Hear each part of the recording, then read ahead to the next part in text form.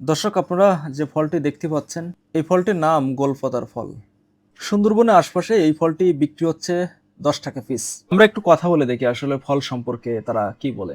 কি ফল এটা? এটা গোলপাতা ফল, সুন্দরবনের গোলপাতা ফল। খাওয়া যায়? জি। কিভাবে? এর ভিতরে শ্বাস আছে। কত করে এগুলো? 10 টাকা পিস। এগুলো কোথা থেকে নিয়ে আসো? এই যে আমার সুন্দরবন থেকে কাটে নিয়ে আসে, আইনে এই জায়গার মধ্যে ভিতরে বিক্রি করে। তারপরে আমরা এই যে দাম তো অনেক, 10 টাকা অনেক। কাটো তো একটু দেখি।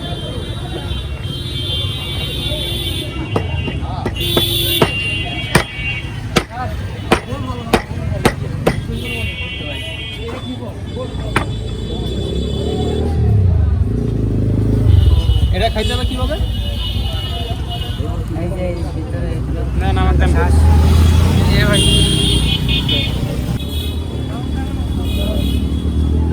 তো মিষ্টি না অর্ধেক অর্ধেক। না, পানি দিয়ে দিতে হবে।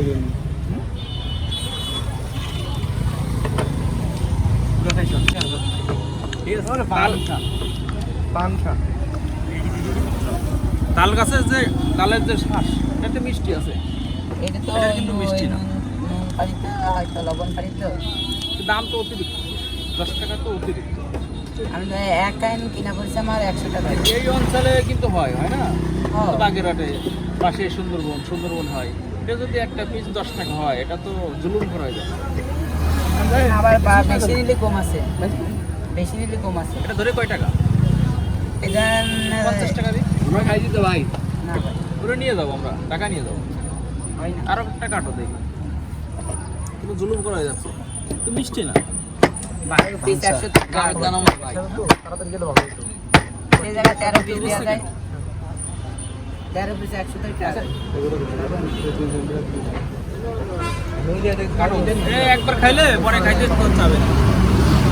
ওইটা থেকে আমাকে দাও।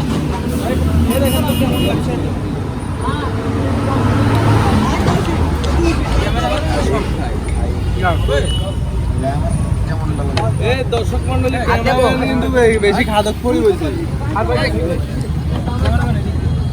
কেমন লাগছে একটু বলেন তো। আপনি এর আগে খাইছেন তো? ফার্স্ট টাইম খাইলাম। ভাই জানতে কিনা শুধু শ্বাস, একটু নারিকেলের শ্বাসের মতো, কিন্তু কোনো ফ্লেভার নাই।